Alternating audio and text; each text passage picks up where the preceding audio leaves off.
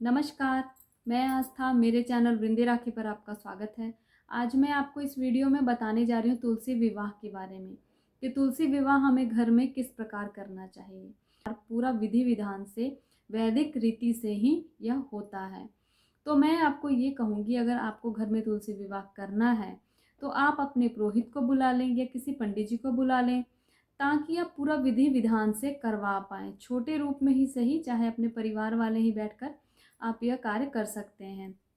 अगर आप चाहते हैं कि बहुत भव्य इसका रूप ना हो, तो छोटे रूप में अपने घर वालों के सहित बैठकर अपने पंडित पुरोहित से आप करवा सकते हैं। अगर आप नहीं बुला सकते पंडित जी को घर में है, तो आप आपके आसपास जो मंदिर हैं वहाँ पर अपनी तुलसी जी को ले जाएं। वहाँ पर तुलसी जी को ले जाएं और वहाँ के पंडित जी जो होते हैं उनसे आप पहले बात कर लें। वो शालिग्राम के साथ आपकी तुलसी जी का विवाह वहीं पर करवा देंगे और छोटे रूप में आपका कार्य हो जाएगा।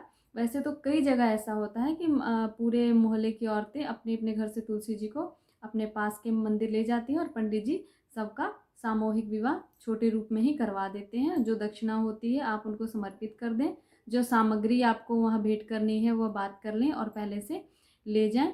तो इस प्रकार आप तुलसी विवाह विधि विधान से करवा पाएंगे और इसका आपका पूर्ण फल मिलेगा, चाहे आप मंदिर जाके करवाएं या घर में पंडित जी को बुला के कराएं। इसके अलावा अगर आप इस प्रकार दोनों में से कोई कार्य नहीं कर सकते हैं, ना आप पंडित जी के पास जा सकते हैं ना उनको बुला सकते हैं, तो आप एक काम कीजिए, घर में ही आप अपनी तुलसी जी का एक स्थान बना लीजिए। कोई पाटा लगा लीजिए जिस पर आप लाल कपड़ा बिछा लीजिए, एक पर पीला कपड़ा बिछा लीजिए, एक पर आप भगवान विष्णु का कोई भी स्वरूप, चाहे शालिग्राम हो, कोई मूर्ति हो, कोई फोटो हो, ये भगवान कृष्ण की ही मूर्ति फोटो हो आपके पास है तो उनको रख लें और बगल में आप तुलसी जी को रख लें और फिर उनका गठबंधन कर दें। जिस प्रकार हम लड़का लड़की का गठबंधन करते हैं, ये आप मौली से भी कर सकते हैं। एक ही मौली को बड़ा सा ले लें और दोनों को उसी से आप जोड़ लें, यानी कि आप तुलसी जी में वही मौली बांध दें, फिर वही आप शालिग्राम से या भगवान की फोटो से स्पर्श करा के रख दें, लपेट दें उनमें। या फिर आप दोनों को अलग अलग वस्त्र दे दें, उनको बांध दें, बाद में वो वस्त्र आप दान कर दीजिएगा। उसके बाद आप विधि विधान से दोनों की पूजा करें। पहले आप गौरी गणेश की पूजा करें। हर पूजन में हम पहले गौरी गणेश की पूजा करते हैं। अगर हम विवाह कर रहे हैं तो हम कलश की स्थापना जरूर करेंगे। तो आप गौरी गणेश की पूजा करके साथ में शालिग्राम या भगवान विष्णु की फोटो या भगवान कृष्ण की फोटो मूर्ति साथ रख के विधि विधान से गठबंधन करके आप विधि विधान से उनकी पूजा अर्चना कर लें। उन्हें वस्त्र अर्पण करें। सबसे पहले उनको स्नान कराएं, पंचामृत बना लें, उससे शालिग्राम को या फिर भगवान की फोटो हो तो आप छींटा दे दें, शालिग्राम हो तो विधि विधान से स्नान करा लें, तुलसी के पौधे पर भी आप छिड़क दें।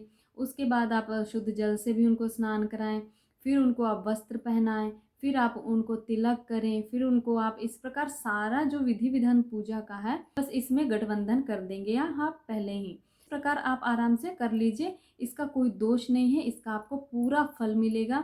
और इस प्रकार आप पूजा करके और जो भी आप दान करना चाहते हैं माता तुलसी को, भगवान विष्णु को, वो सारे सामान वहाँ पर आप उनको चढ़ा दें। पूजन के बाद वो सारा सामान चढ़ाने के बाद कुछ दक्षिणा रखें और बाद में सारी सामग्री किसी ब्राह्मण को आप भेंट करें। आपको पूर्ण फल मिलेगा तुलसी विवाह का ही।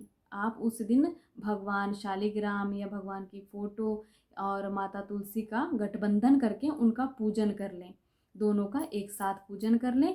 यही उनके लिए सबसे श्रेष्ठ है, जो कोई विधि विधान नहीं जानते हैं।